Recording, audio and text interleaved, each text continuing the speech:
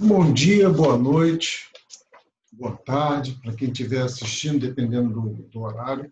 Meu nome é Juscelio Silva, eu vim aqui trazer para você uma ajuda para a prova de Guarda Municipal de São Gonçalo. Foi um pedido do meu irmão, então eu vou postar para ele, ele vai assistir essas aulas, vai treinar exercício. Ele me perguntou, eu sou advogado, né, trabalho numa multinacional financeira, e ele me pediu, pô, me ajuda. E a forma que eu encontrei é fazendo exercício, tá certo? Muitas das vezes eu estava explicando para ele, o Alan Pereira, endereçado para ele, mas ele pediu, pô, posta para todos. Então, eu vou tentar bater o conteúdo do edital, tá certo? Nós temos aqui, ó, fontes, princípio, nós vamos começar com fontes e princípio. Confesso a você que olhando o conteúdo da Selecom, as questões, quando eu estava procurando questões para trazer para cá, tem muito poucas questões de fontes, realmente é pouco abordado, porque também se fosse abordar, seria muito técnico. Nós temos um oceano de conteúdo com um palmo de profundidade. Então, qual é o meu intuito? O que você perguntei a ele? O que você está fazendo? Estou assistindo aula, estou procurando fazer exercício, mas estou com alguma dificuldade e tal. Como é uma grande quantidade, eu falei, tá bom, vou te explicar dando aula através de questões. Isso muitos professores, Carlos Elias, vários professores indicam o estudo através das questões, e é assim que eu vou tentar passar um pouquinho de conteúdo para vocês, ver se interessa aí a todos. Vou, em cada assunto, tentar bater, né, através de questões, explicar o que se está querendo, e com vídeos menores tentar ajudar vocês aí. Não acredito, né? Eu vi aqui no edital, a prova está para 16 de agosto, é muito difícil devido à pandemia e o surto que está em São Gonçalo. Mas estamos diante do município de São Gonçalo, eu não sei como que eles vão lidar com isso, né? Então, é uma série de confusão aí, se escola particular volta, se escola particular não volta, pública também. Então, não tenho certeza se vai ocorrer. De toda sorte, a gente tem que bater, tem que se preparar, porque se vier dia 16, você vai ter que fazer. O tempo é curtíssimo, por isso que eu estou aqui para você fazer revisão. Não é aprender o conteúdo todo. Você não está aqui para ser advogado. Você não está aqui para aprender direito de uma forma ampla, teorias. Não vai, de jeito nenhum, sobretudo pelo causa do tempo. Tá certo? Depois que você passar para a guarda, depois que você ficar treinado a responder perguntas sobre um determinado assunto, penal, constitucional, administrativo, processo penal, depois que você entrar, aí sim, se você quiser ser meu colega, fazer faculdade de direito, enfim, fica à vontade. Ou dar voos mais altos, né? Para que você siga uma carreira aí da segurança pública, você vai ter, assim, quase que 90% fazer direito, né? Porque, embora a Polícia Federal tenha lá, né, o seu ramo que precisa de outras profissões, é verdade, mas direito impera, né? Essa parte aí, Polícia Civil e tudo mais. E o conteúdo aqui, vocês não se iludam. Vocês vão estar disputando vaga com profissionais da área de direito. Acreditem. Então, assim, a forma de você detonar, conseguir sua aprovação, é você analisar o edital e perceber que no edital, direito tem 20 questões, se eu não me engano. Então você tem que ir muito bem nas outras. E, se Deus quiser, se eu puder ajudar com todas as matérias de constitucional, administrativo, penal e processo penal, eu vou te ajudar. Mas eu vou começar com o direito penal, porque foi a demanda que me trouxeram. Mas você tem que acertar o máximo de questão possível, não tem jeito. Eu acredito que a pontuação seja alta. Embora muitos digam que a pontuação na parte de direito não é tanto assim, mas eu acredito que seja. Eu vi da Guarda de Niterói, eu vi da Guarda do Rio, tá certo? Então vamos começar, vou tentar dar um passar e ressaltar mais uma vez, é para você fazer revisão. É para você treinar fazendo questão sem medo. E o momento de errar é agora. O momento de errar é agora, porque é acertar lá na prova. Beleza? Então vamos lá. A primeira questão que nós temos aí é aqui a... Ó, caiu para delegado. Não fica assustado com a questão, não. Delegado de polícia de São Paulo, não fica preocupado, porque toda prova ela vai vir com 20, 30% bem fáceis, sei lá, 50% mais ou menos, e o restante difícil, dependendo do concurso. Então não fica assustado não, você vai ver que não tem a menor dificuldade aí. É o que você estudou, até mesmo porque eu não posso aprofundar demais, porque você tem, como eu falei, um oceano de matéria com um palmo de profundidade. Ou seja, a verticalidade nas questões são bem pequenas, certo? Então vamos lá. Ó. Com relação às fontes do direito penal, é correto dizer que as fontes formais são classificadas em fonte formal, ela é classificada em fonte formal imediata e fonte formal mediata. Tem uma classificação, que é uma classificação clássica, né, tradicional, e tem a moderna. Então, na clássica, que é o que eu aprendi lá atrás, quando eu fiz direito, que a fonte formal imediata de direito penal é a lei, ponto final. Tanto é que nós vamos ver princípios aí se referindo à lei, tá? E nós vamos ter também a fonte imediata, são costumes, tá? Princípios gerais de direito também. Então, ela se divide nessas duas, imediata e imediata. Nós temos fonte material também, tá? É porque a questão é pedindo formal. A material é quem? Quem produz essa lei? Vocês sabem? Olha só, gente. Quem produz lei em matéria penal é o Congresso Nacional. Você pode ver que é o Congresso Nacional, você pode estudar lá em direito constitucional dizer que é privativo da União, tá certo?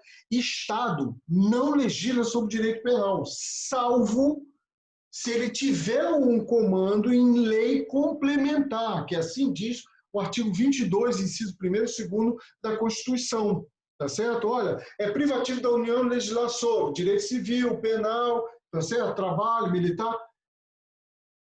Aí ele bota um parágrafo único, se eu não me engano, e bota lá, olha, lei complementar pode atribuir ao Estado a legislar sobre matéria penal, beleza? Mas nós temos aqui, no momento, duas fontes. A fonte material, fonte formal. Dentro da fonte formal, que é o que a questão quer, nós temos a fonte imediata, lei. Mediata, costumes, princípios. Numa concepção, e aí você vai ter que ter o tato na questão, observar isso, que não é nem o caso, essa questão é bem simples, eu estou te adiantando como eu falei, se surgir o conteúdo, eu vou tecer comentário.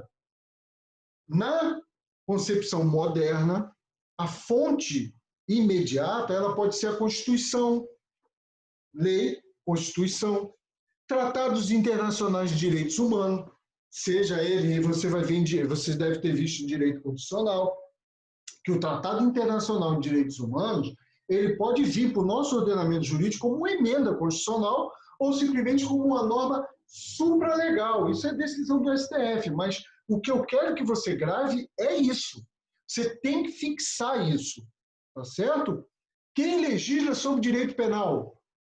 Congresso Nacional. É o Legislativo Federal. Por quê? Porque é privativo da União.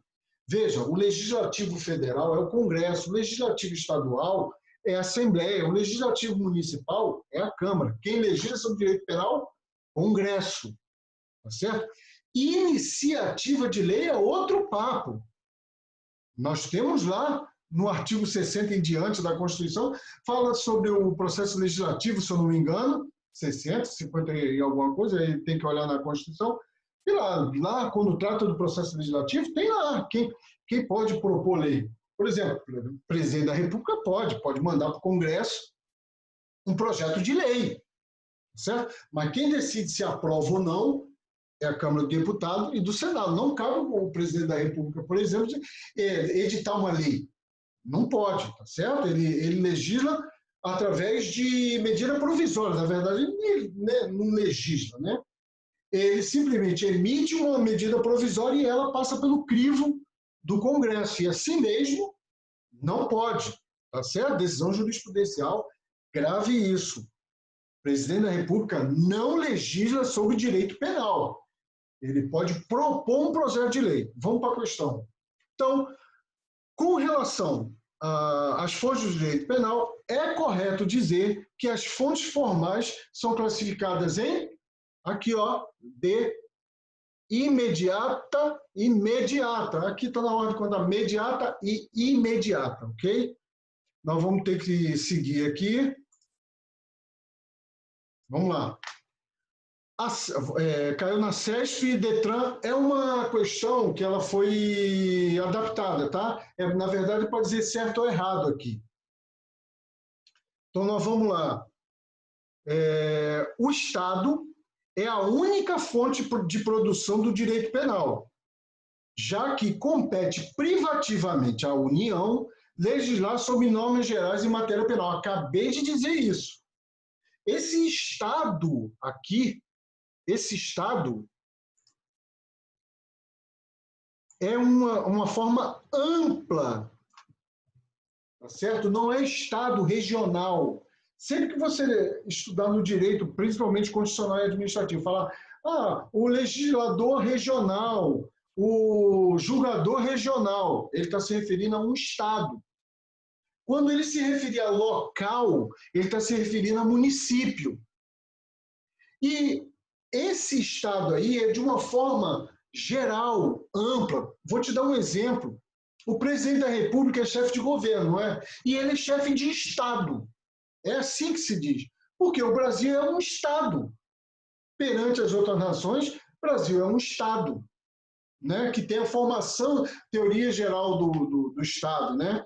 Povo, território, ordenamento jurídico, tá certo? Organizado. E aí você forma o Estado. Isso a gente vê lá em direito constitucional.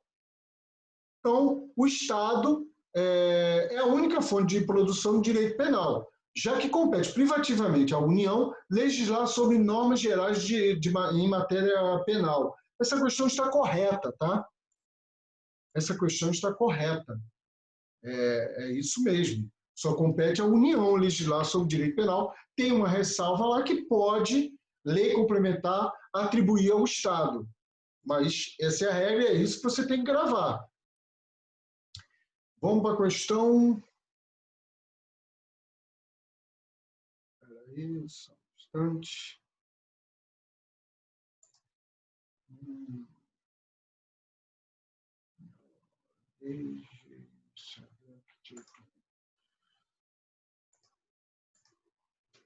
Desculpa aí, tá arriscado aqui.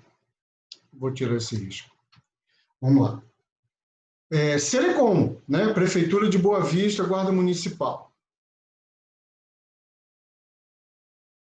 Boa Vista, né? Eros requereu a absolvição de Hermes e Zeus, vez que os atos pelos quais foram acusados teriam a aprovação da comunidade. E, dessa forma, aplicável seria o princípio da... Quando a comunidade ela aceita, não existe contra-leges, tá certo? Não pode existir contra-leges. Costume não pode excluir lei, tá certo? Aqui, que ele está pedindo é o princípio da adequação social. Eu vou te dar um exemplo de adequação social. Um furo na orelha de um recém-nascido, né, de uma recém-nascida, ou um recém-nascido, depende, causa uma lesão, não causa, mas essa lesão ela é amplamente aceita na sociedade. Tá certo? O UFC, aqueles que gostam e aquelas que gostam de luta, é o maior exemplo disso. Também, né? É um exemplo, não é o maior, é o exemplo. Né? Ali acaba ocorrendo agressão, tem gente que está desmaiado, mas é aceito. Está no costume popular, beleza? Então a resposta aqui, ó, letra D de dado, adequação social, tá certo? Questão número 4. O presidente da República, diante de... já comentamos sobre isso. O presidente da República, diante da nova onda de protestos, decide, por meio de medida provisória, criar um novo tipo penal para coibir os atos de vandalismo. A medida provisória foi convertida em lei, né? E sem impugnações. Ou seja, ele emitiu a medida provisória, tem 60 com 60, para ser aprovado na Câmara dos Deputados e no Senado. Em regra, se for por proposta de medida provisória, começa lá na Câmara. E aí eles discutiram, aprovaram sem o menor problema. Lembra que eu falei, quem legisla sobre direito penal, matéria penal, é o Congresso? Lembra? Eu disse que o presidente da República tem iniciativa de lei, mas ele não pode legislar.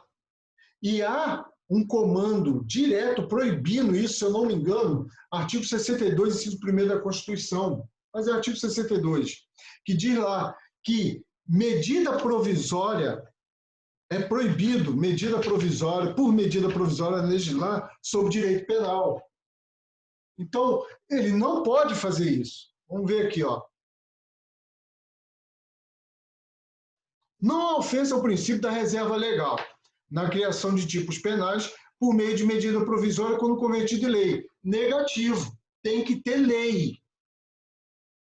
Ah, professor, mas não foi convertido em lei? Foi, mas o STF disse, não pode.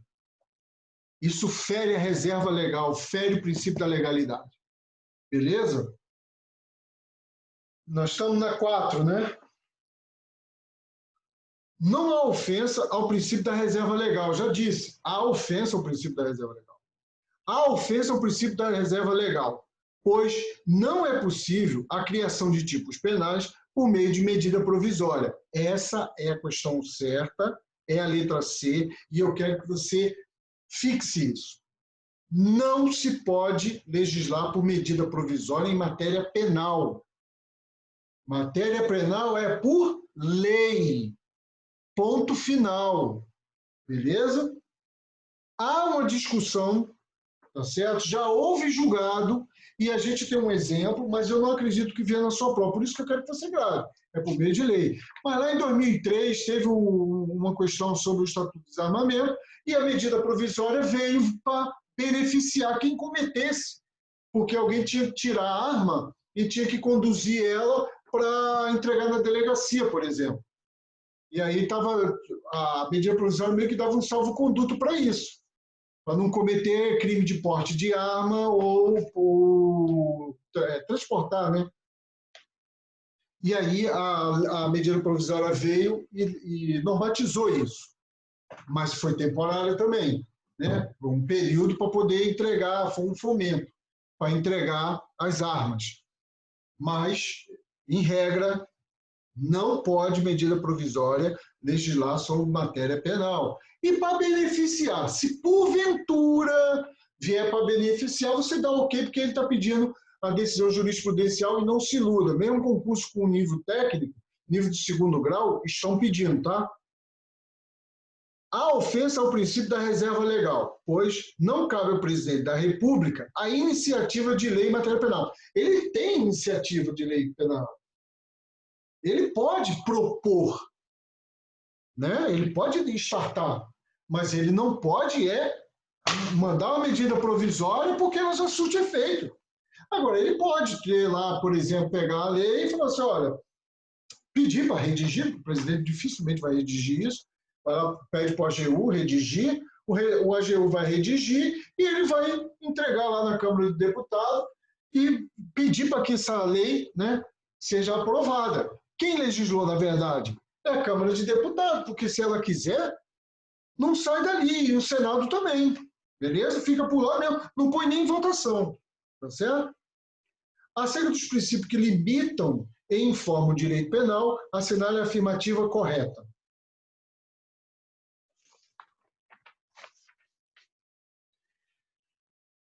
A conduta da mãe que autoriza determinada enfermeira, acabei de falar. Peraí, desculpa, eu estou a primeira aqui. O princípio da insignificância diz respeito aos comportamentos aceitos no meio social. Acabei de dizer que esse princípio, que o comportamento é aceito, é a adequação social. Gravem isso. Nessa questão tem boas definições aqui. Princípio da adequação social. Certo?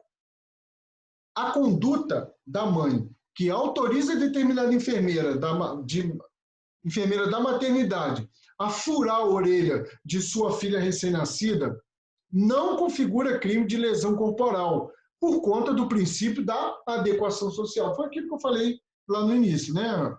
Tempinho aí atrás. É normal, isso é cultural da sociedade brasileira. Então, é o princípio da adequação social. Lembrando que o princípio da adequação social não quer dizer que você vai deixar de cumprir lei, certo? Apenas aquele fato, ele não se enquadra no tipo penal de lesão corporal. O princípio da legalidade não se aplica às medidas de segurança. Nula pena, nulo crime, nula pena sine lege. Não há crime, não há pena sem lei. E a medida de segurança é uma das penas. É uma das formas da pena. Medida de segurança, multa, detenção, né? Reclusão, tá certo?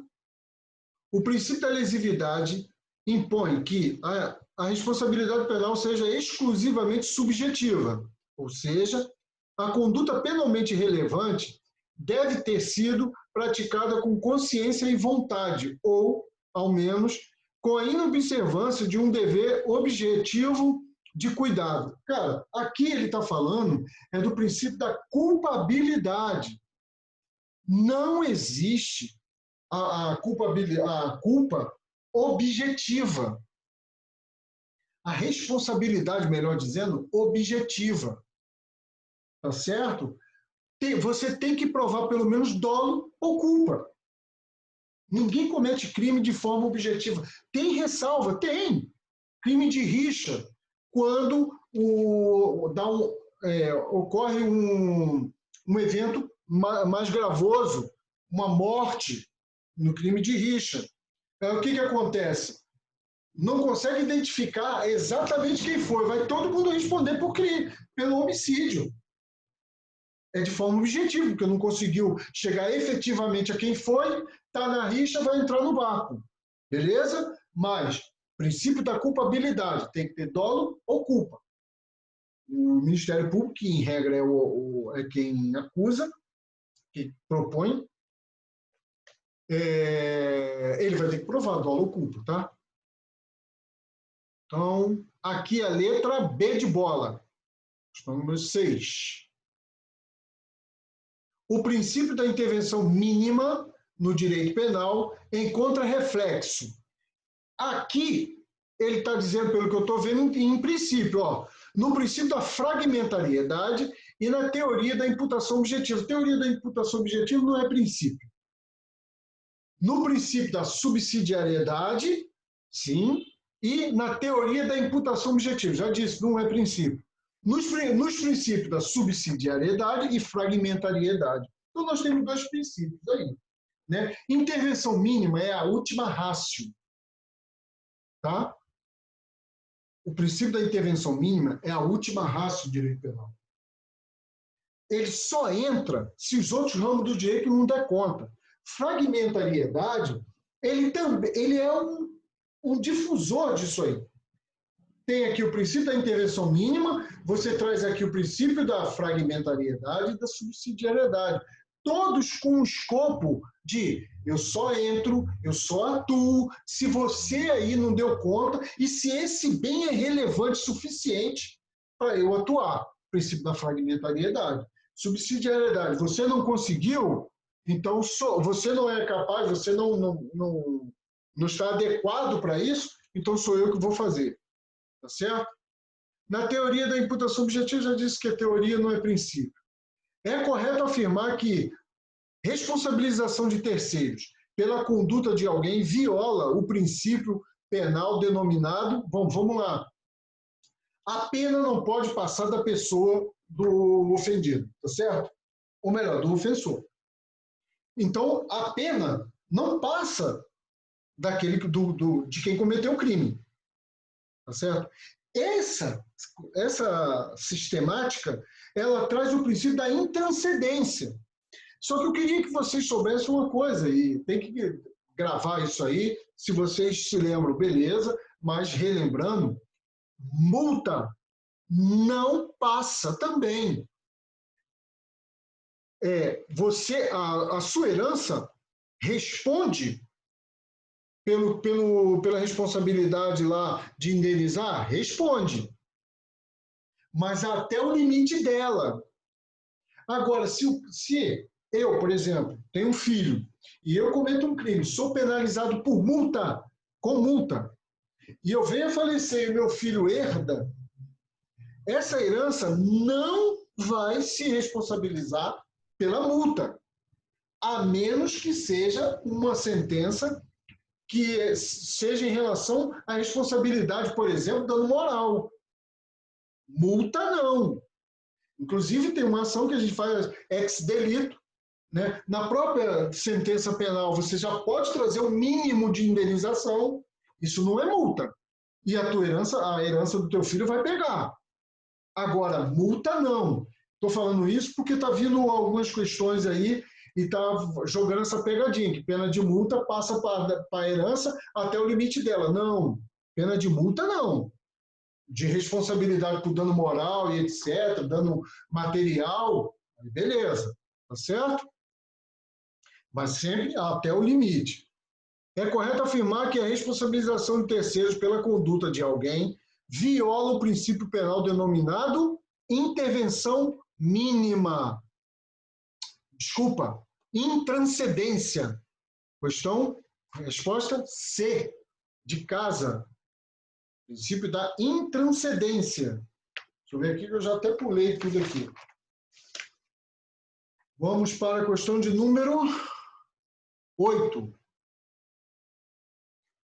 Onde caiu? FCC, auditor fiscal. Oh, cara, nada demais.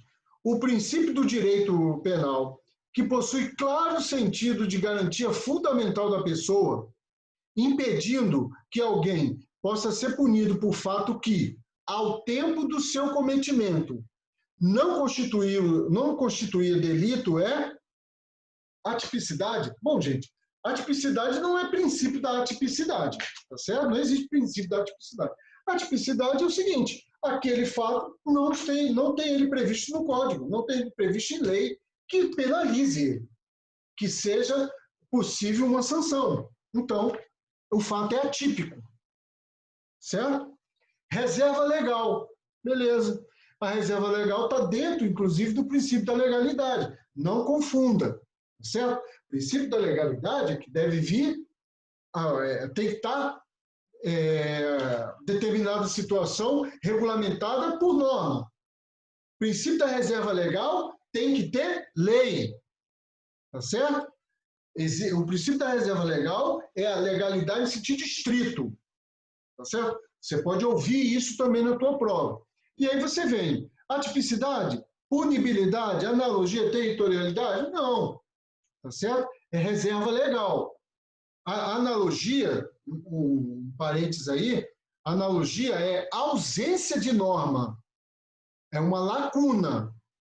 A interpretação analógica não é, porque só se interpreta aquilo que existe. Se eu estou dizendo que a analogia não está ali prevendo, não tem norma prevendo, não tem um artigo ali prevendo aquela determinada situação, você usa analogia, você pega em outra lei, até dentro do próprio código, e aplica.